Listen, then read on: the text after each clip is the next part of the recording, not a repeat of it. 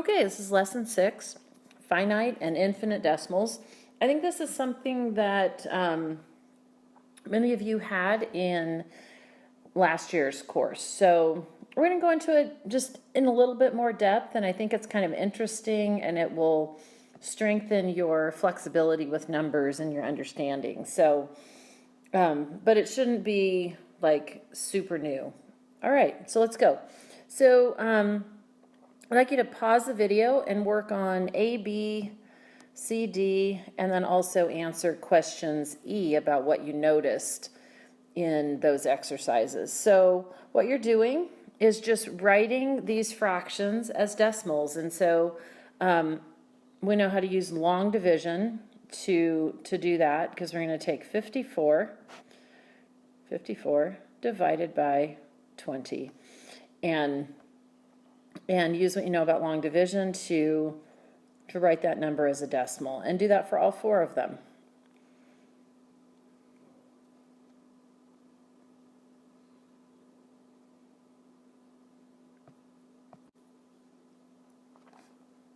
Okay, so there's the first part A worked out. So 54/20 is equal to 2 7/10.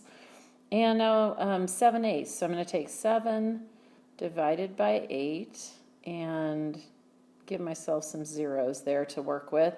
Because this number is less than 1, right? So I'm going to have a 0 in the ones place. And then I need to know how many 8s go into 70. So 8 times 8 is 64. And 8 times 7 is 56. And then 8 times 5 is 40. So I'm done, and that one came out evenly. So 7/8 is equal to 875 thousandths. All right, now I have 8 divided by 9. And give myself some zeros.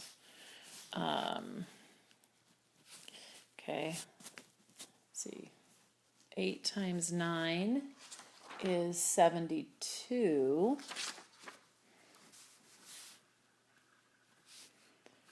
Is 72. And then subtracting that, I get 8 again.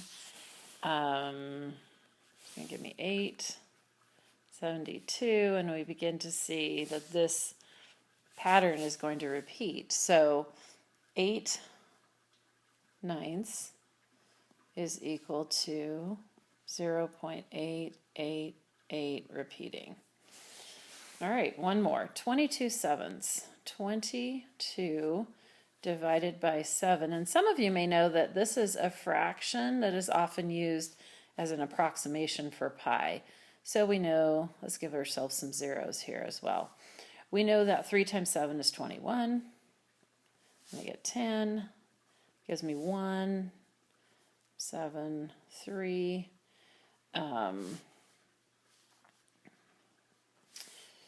So this is 4. Okay, and there's our 3.14, which is also an approximation that we use for pi. And then there's a 2. Nothing seems to be repeating here yet, but you can never be too sure. 14. Okay, and that's as far as I'm going to take it. So you could, I ran out of room. You could go further. So 22 sevenths, I'm going to say is approximately, because I didn't find a repeating, any repeating string of digits. 3.142, and then here's a few more digits if you went further, maybe 8, 5, 7, and more. Okay, so 22 sevenths is approximately that. Okay, so quickly, what do you notice about the decimal expansions of parts A and B compared to the decimal expansions of parts C and D? So here's A and B, and and here is C and D. Okay, so you should notice that A and B are, they stopped. The division came out evenly, and then I was able to stop. I could have put a bunch of zeros here, but I don't need to do that because it doesn't change the value of the answer. So those stopped. These, I could just keep going and going and going with those divisions, okay? So I'm not going to write that out for the video, but that's the basic idea, and hopefully you noticed that, saw that basic difference there. Okay, consider the fraction 5/8. Is it equal to a finite decimal, and how do you know? Okay, so before we answer that question, let's just look at a couple things. So finite decimal, and down here we're going to talk about infinite decimals. So those would be, finite decimals would be ones that terminate like A and B, and infinite decimals would be ones that go on and on forever like C and D. So before we get into that, now they're asking us, how can we just know by looking at a fraction whether it's going to be a finite decimal or an infinite decimal? This one is 5/8 and this one is 17/125. So we're going to talk about how we can predict whether a fraction is going to be a finite decimal or infinite. Okay, so let's look at this.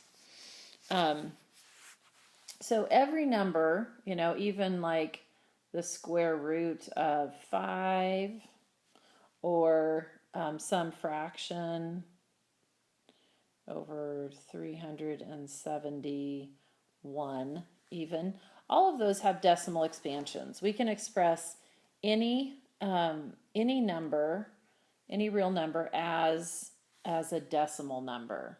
And a lot of you, I've noticed, like to work with decimals. You'd prefer that. And in some cases, it is an easier way to go. Okay, but when you think about a decimal number, let's think about 3.72.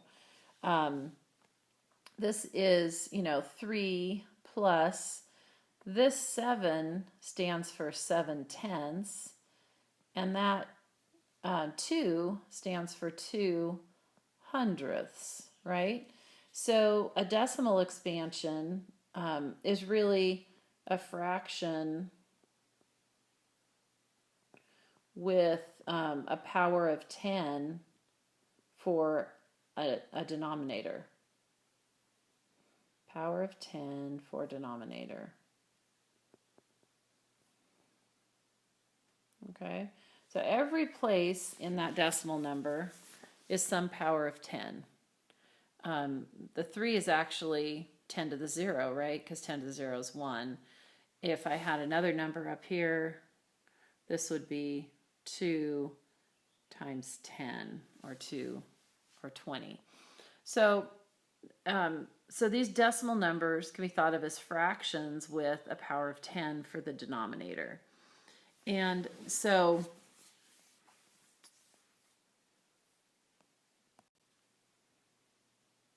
that's going to be important when we're going to learn a new method rather than long division for converting these numbers.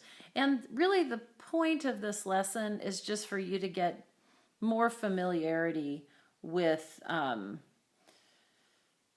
these decimal expansions. Okay, so as we saw, there's two things that can happen. We can have a finite, we can have a finite decimal, or we can have an infinite decimal. And I did not spell that right. Infinite. Oh gosh. Okay, there we go. Something about the pen in the hand. So infinite decimal. Okay.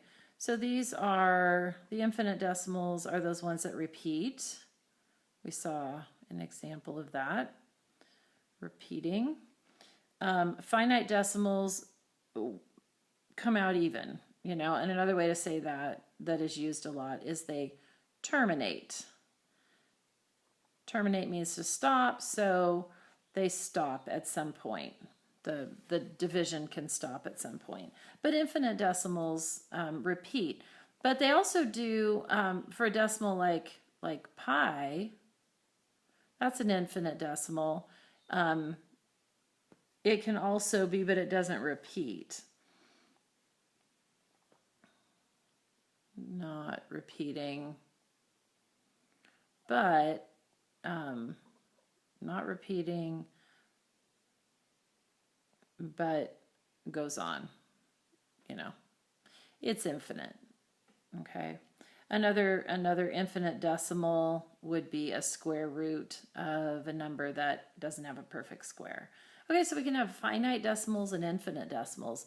So let's look at the ones we did. We did 5/8. What was our other example? We did 5/8. No, we didn't. We're going to do that in a minute. We did 54/20, and we did 7/8. And those both were finite decimals. And then we did 8/9 and 22/7. And those were both infinite decimals. So we're going to notice something about the denominator. So it's the denominator that's going to be key here. And what we want to do is look at the factors of the denominators. So let's see. I'll write the factors in green here. So we could say 20 is equal to 2 times 10 or 2 times 2 times 5. Okay, and 8, the numerator 8 is equal to 2 times 2 times 2. The denominator 9 is 3 times 3, and 7 is prime, so it's just 1 times 7, or 7 all by itself.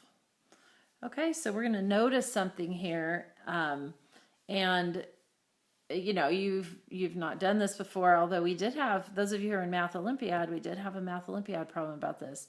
So notice that the factors here, we only have 2s and 5s.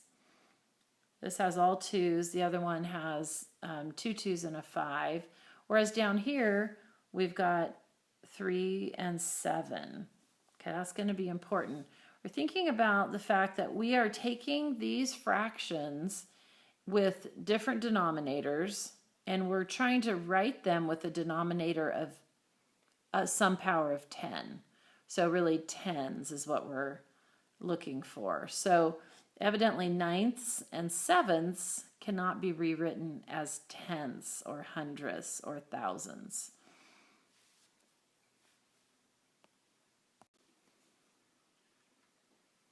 Okay, so before we use long division to write these as decimals, we're just going to look at another way to do that. And we'll just be making equivalent fractions. So follow along here. So back to example 1. Consider the fraction 5/8. Is it equal to a finite decimal? And so all we need to do is look at the denominator, which we already factored before. It's just 2 times 2 times 2.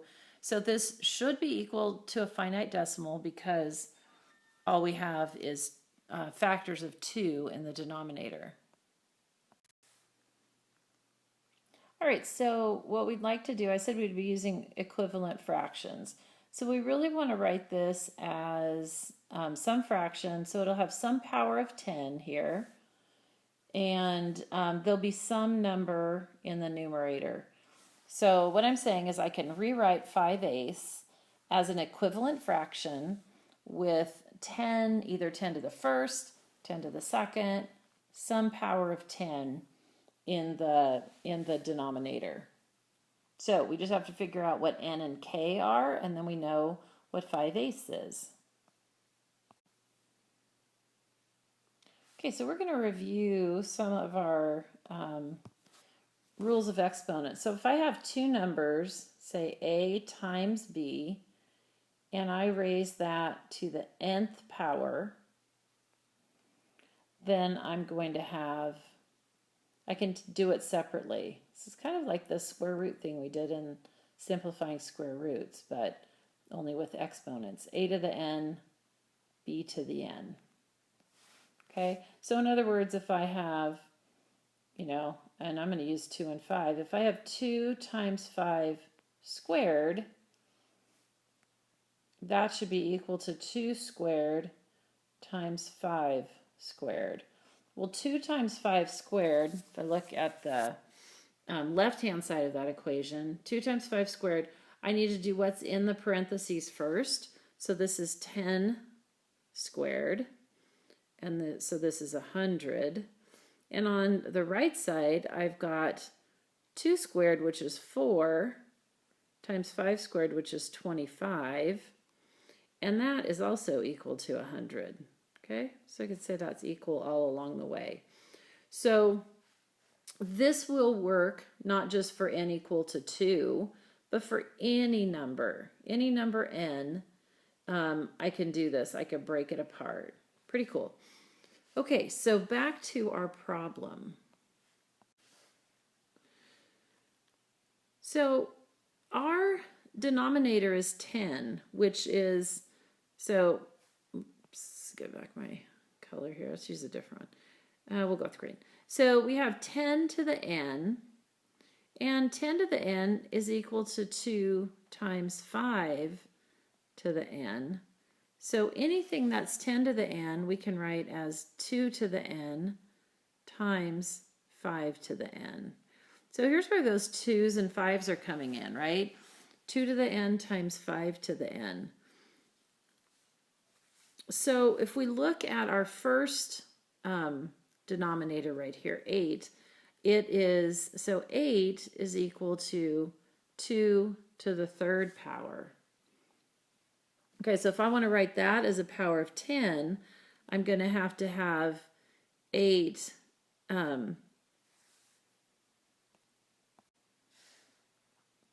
let's back up. So I've already got 2 to the third in that denominator. So if I want a denominator that's a power of 10, or if I want to write an equivalent fraction, let's say to 5/8, so when we make equivalent fractions, remember we multiply the top and bottom by the same factors. So I've already got 2 to the third here. So if I'm going to write it as 10 to the n, I've already got 2 to the third.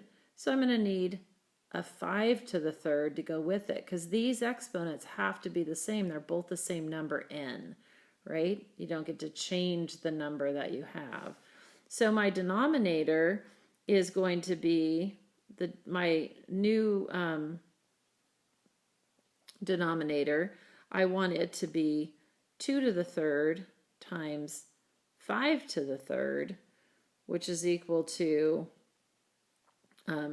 2 times 5 to the third power. This is going to be thousandths, right? So I'm going to rewrite 5/8 with thousandths as the denominator. Okay, so let's clean up what we have here. Now that we know that's going to be thousandths, so I'll give some room here. Okay, so 5/8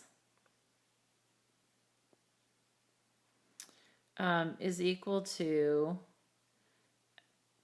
I'm going to write 2 to the third times 5 to the third in the denominator here.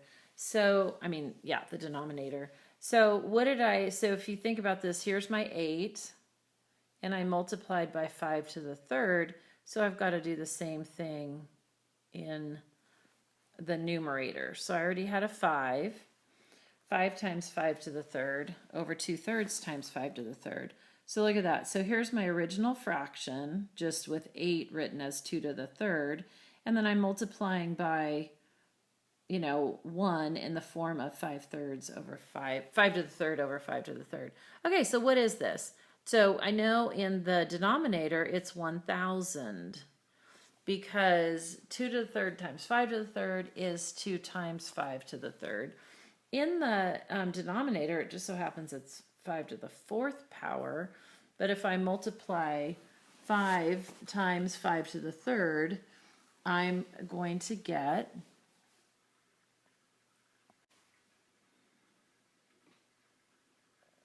625. So 625 thousandths, and I can write that as a decimal just by saying it, right? 625 thousandths is equal to 5/8. Okay, and you can double check my math here. 5 times 5 to the third is 5 to the fourth. It's also 25 times 25 gives me 625. Okay, so there we go. So because I only had powers of 2 here, I could put the extra powers of 5 that I need to give me a power of 10 in the denominator of that fraction. So really, we didn't have to do long division. We just had to write an equivalent fraction with the power of 10. All right, let's do another one. So now we're considering 17 125ths. So if I look at that denominator, 125, and I start factoring it, I get 5 times 25, and then 25 is 5 times 5. So 125 is equal to 5 times 5 times 5, or 5 to the third. So I've got 17 over 125, and I want to write that as a fraction with a power of 10 in the denominator. So I've already got 5 to the third. So if I add, or if I not add, if I multiply by 2 to the third, then that's going to give me 10 to the third as the denominator. And if I do that to the denominator, I also have to do it up here, so that all I'm doing is really multiplying by 1, right? And 17 here. Okay, so in the denominator, I've got 1,000. And over here, I've got 2 to the third, which is 8 times 17, 6, and 13, 136. So this is 136 thousandths, and the way to write that as a decimal is 0.136. Okay, so we should check that. You should check that with your calculator. 17 divided by 125, is that equal to 0.136? I think it's going to be.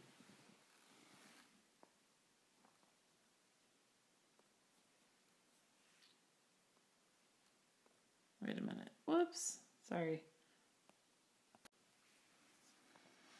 Okay, now there's some for you to try. You can work on exercises 1 through 5 for 5 or 10 minutes, and then come back and we'll check them together. So it says, show your steps, but use a calculator for the multiplication. So for instance, some of these will get kind of hairy, where I had to do 17 times 8. If you want to use a calculator for that type of thing, you can. But don't just use a calculator to go straight from 125ths all the way to 0.136. I want you to use the method, show your steps, show how you're getting an equivalent fraction with a denominator that is a power of 10.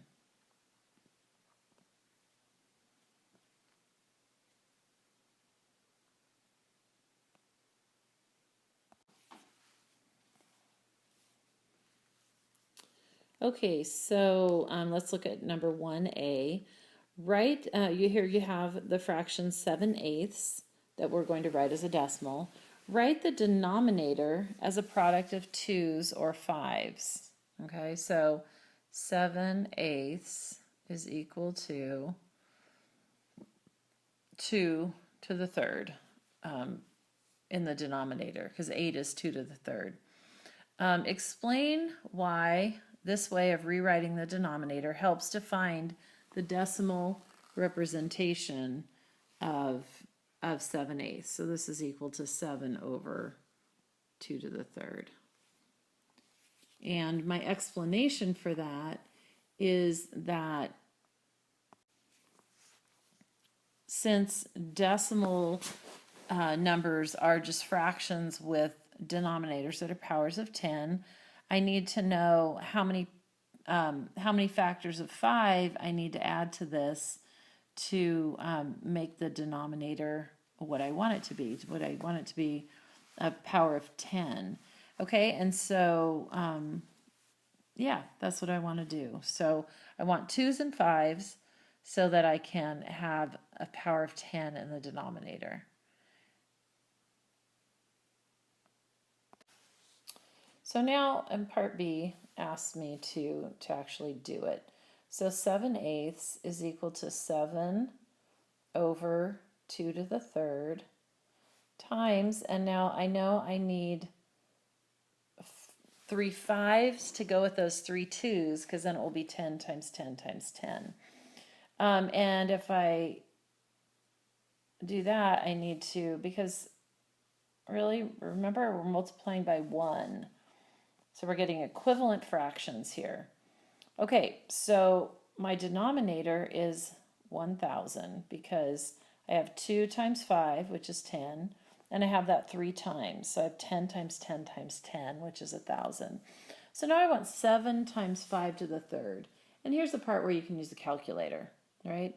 So 5 to the third is equal to 5 times 5, which is 25, times 5, so that's 125, times 7, so 7 times 125, and you're using your calculator for that, because they told us we could, is 875, yeah, 875 over 1,000. So this is equal to 875 thousandths, 0.875. Explain why my answer is reasonable. Why is my answer reasonable? Well, I can look at the fraction 7/8 and know that it's 7 out of 8 parts total, so it's really close to 1, but it's less than 1. And so if I look at my decimal number, I see that it's getting close to 1, because we've got this 8 tenths here, plus 7 hundredths plus 5 thousandths. It's getting close to 1, but it's still less than 1. So it's a reasonable answer. This is a really good thing to do when you're converting fractions to decimals, is just to make sure that they make sense, okay? Because it's easy to make a mistake. Okay, we'll look at another one. 43 64ths. Okay, so 64ths, let's write our fraction here. 43 over 64. So 64 is 2 to the 6th power. I've still got 43 up here. So it's 43 over 2 to the 6th. Okay, and if you didn't know that, you'd take and do a factor tree. 64 is 32 times 2. This is 16 times 2. This is 4 times 4, and each of those is a 2. Okay, so I've got 1, 2, 3, 4, 5, and 6 2's. 2 to the 6th. All right, so I want to multiply that by enough 5's so that I can make pairs of 2's and 5's, right? So 2 times 5 is 10, so I need 5 to the 6th right here. And so I need to multiply my denominator by that too. So in the numerator, in the numerator, I've got 43 times 5 to the 6th. And in the denominator, I've got 2 times 5 to the 6th power. Okay, so let's go down on the next. Okay, so that is equal to 10 to the 6th. Okay, there's 10 to the 1st.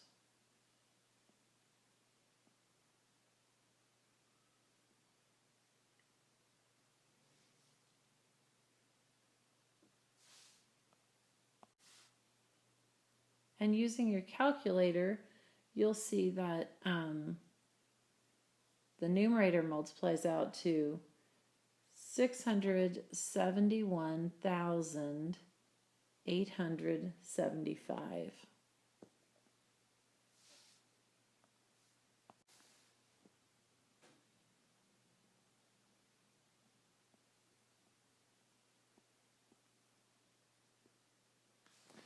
Okay, so that answer was terminating. And let's see if it makes sense. So 43 out of 64, it's more than 1/2.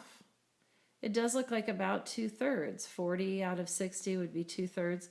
So 0.67, that makes good sense because 6 would be 2/3, like that. So our answer does make sense. So now we've got 29 over 125. I'm going to move quickly since you've already done this on your own. So this is 29. This is equal to 29 over 5 to the 3rd power. And I'm going to multiply that by 2 to the 3rd over 2 to the 3rd, which gives us thousands in the denominator. And 232, when I multiply 8 times 29, I'm going to get 232. So this is 232 thousandths as a decimal. I'm going to circle these answers here. 232 thousandths. Okay, I've got one more. Now, convert the fraction 19/34 to a decimal. So let's look at the factors of 34. And there's a 2, and the other one is 17. Okay, so we will never be able to take the fraction 19/34 and write it exactly with some power of 10, no matter how big we get, because this factor of 17 here is going to keep us from doing that. No matter how many 2's or 5's we multiply by, we'll always have that factor of 17. So this one just has to be done by long division, which you know how to do, so that's okay. And so you should have gotten something like, it's about a half, right? 19 over 34, 0.558825, and there's more digits, but that's all we're going to write here. All right, so let's look at question 5 together. Let's read what it says and we'll come back. Identify the type of decimal expansion for each of the numbers in 1 through 4 as finite or infinite.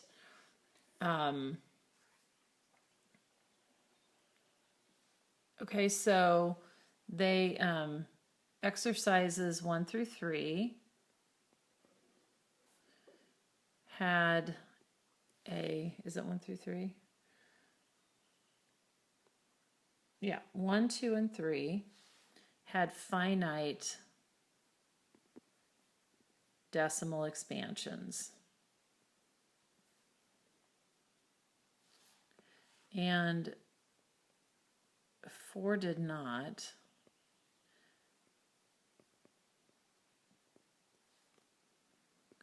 Four had a finite, had an infinite.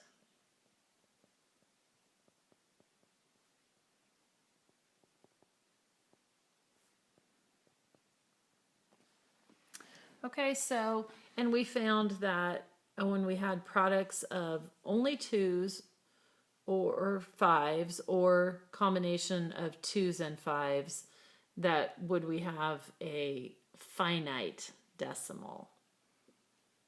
Okay, so that factor of 17 kept number 4 from being a finite decimal.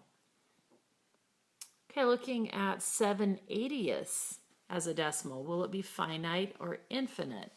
Well, we got to come over here and look at what kind of factors 80 has. Well, we know 8 is good because that's just 2 to the third. And 10 is good because it's 2 and 5. So this is 4 and 2, which is 2, 2, 2, 2, 5. Okay, so it should be a finite decimal. 7/80ths is equal to 7 over, now it's 2 to the 1, 2, 3, 4, 2 to the 4th times 5.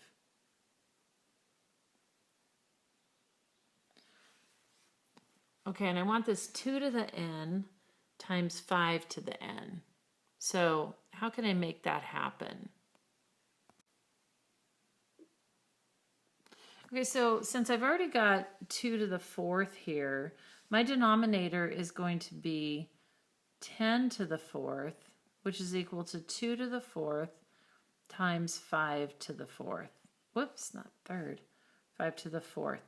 So this is the denominator I'm going for. So I have to ask myself, what do I need to multiply by to get 2 to the 4th over 5 to the 4th? Well, this time, since I already have 1 5, all I need to do is multiply by 5 to the 3rd. And then this is going to be 7 times 5 to the 3rd over 2 to the 4th times 5 to the 4th.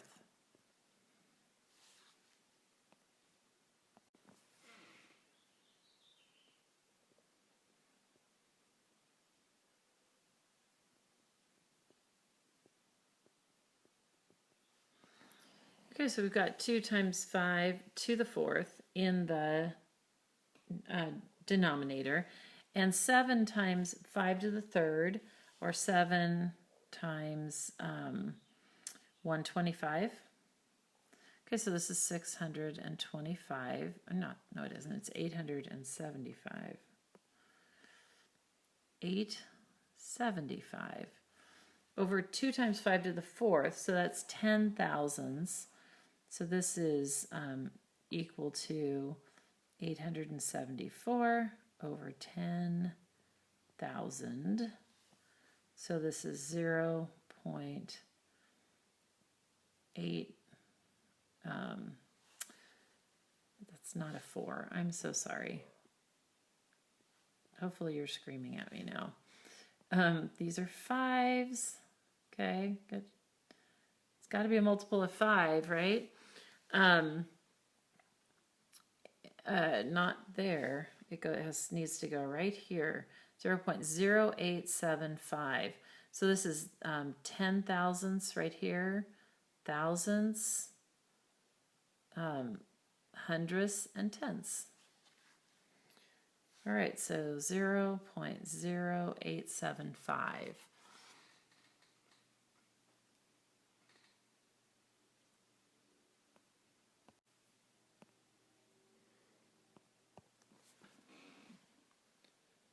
All right, so example 4.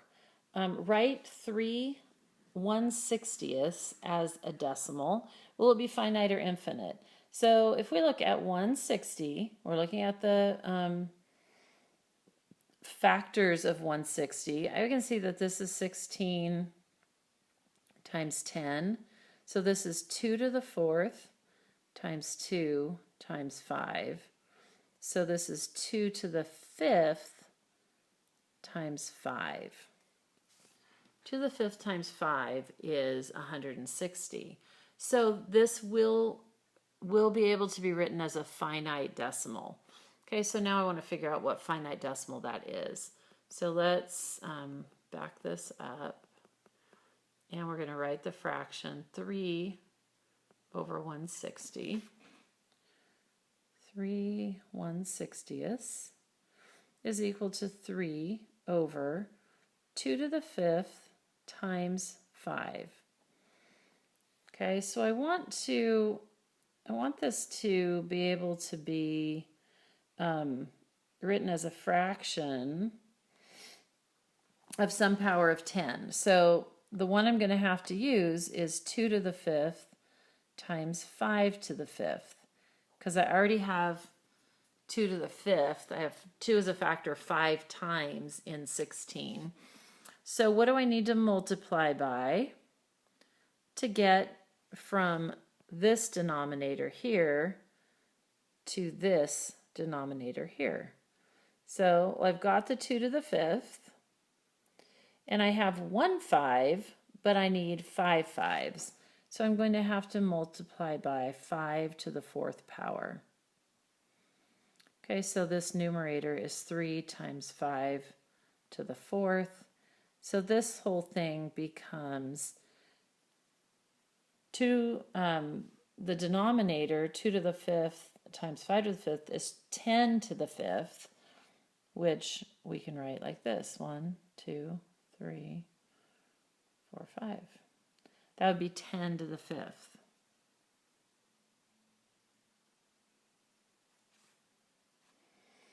And on top, I've got 3 times 5 to the 4th, which is a big number, 1,875. Okay, so this number can be written as 0.1, whoops, need a placeholder, 0.01875. I don't know what I have against 5s today, but that is a 5. Okay, so there's the decimal approximation for 3/160.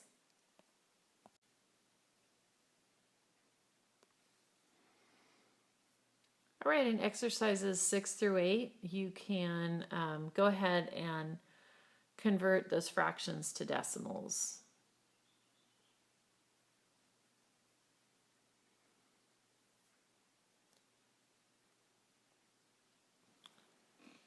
Okay, so this first one, our denominator is 40, which I know is 4 times 10.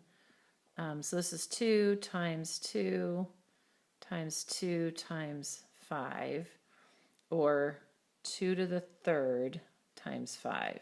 Okay, so I can write it as a finite decimal.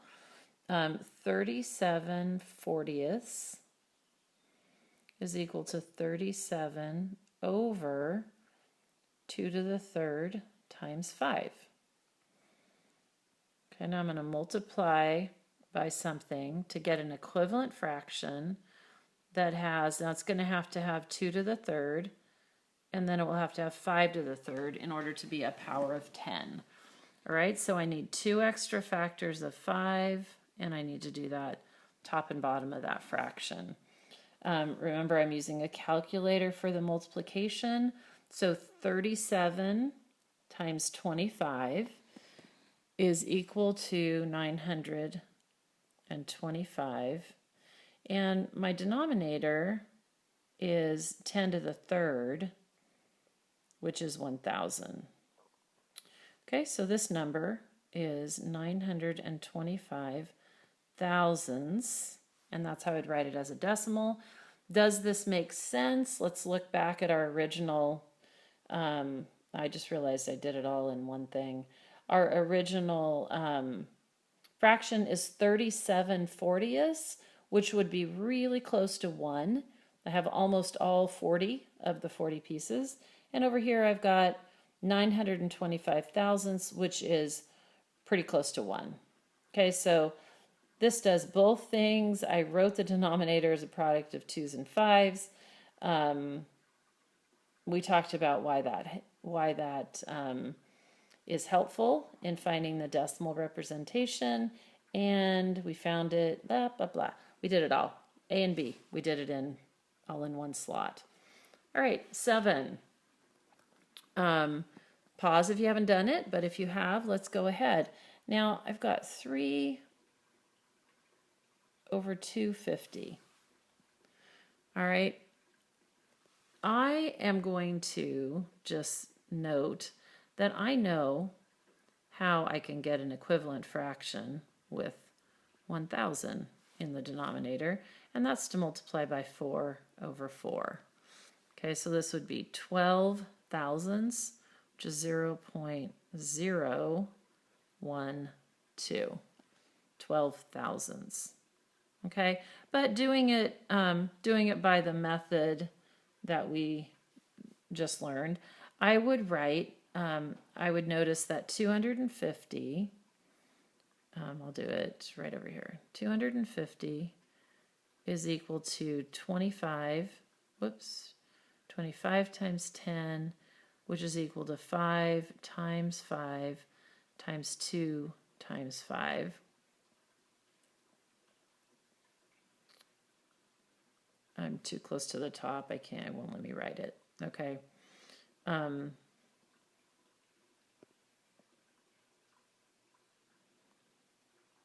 Okay, so 250, 250 is 2 times 5 to the third. 5 to the third is 125. 2 times 125 is 250. Okay, so I have 3 over 2 times 5 to the third. Okay, and I want to multiply by something that's going to give me that, powers of 10. I need 2 to the third times 5 to the third. So I'm missing, I've got 1 2 and 3 5s, and I need 3 2s and 3 5s. So this is 2 squared, over 2 squared. Okay, and there's my 4 right there. Okay, so that's really what I'm doing.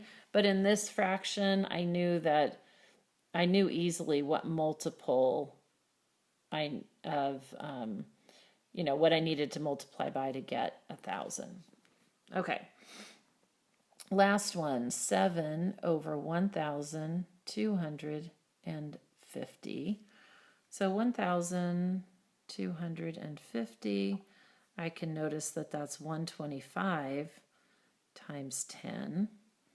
125 is 5 to the third power, and this is 2 times 5. So I've got 5 to the third, another factor of 5. So this is 2 times 5 to the fourth. All right, so this is equal to 7. I'm going to go down to the next. So this is equal to 7 over 2 times 5 to the fourth. So I'm going to multiply by a fraction here to get a fraction with a denominator of, I'm going to need 2 to the fourth times 5 to the fourth. Since I have 4 5s, I'm going to need 2 2s to go with them. 4 2s to go with them. So this is 2 to the third over 2 to the third. Reason being, I need 3 more 2s to add to the 1 2 I already have to make this a power of 10. 8 times 7 is 56. Okay, so this is equal to 56. 10 to the fourth is 2, 3, 4, 10 thousandths. 56 10 thousandths is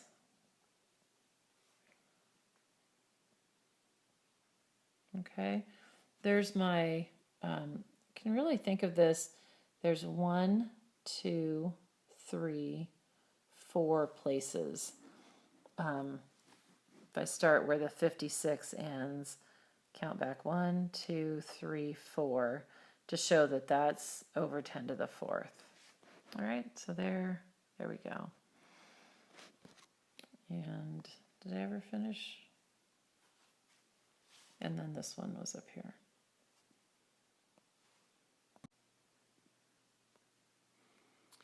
Okay, so I'm going to leave it to you to read over the lesson summary. The key things that we talked about was this idea of finite and infinite decimals. And we found that as long as we can rewrite the fraction with a power of 10 in the denominator, then that will be a finite decimal. It will terminate because our place value system is based on tenths. But if we have something else in the denominator, like, some 3s or 7s or 17s, then it will repeat. The infinite decimal will repeat for those fractions. All right, good luck with that problem set.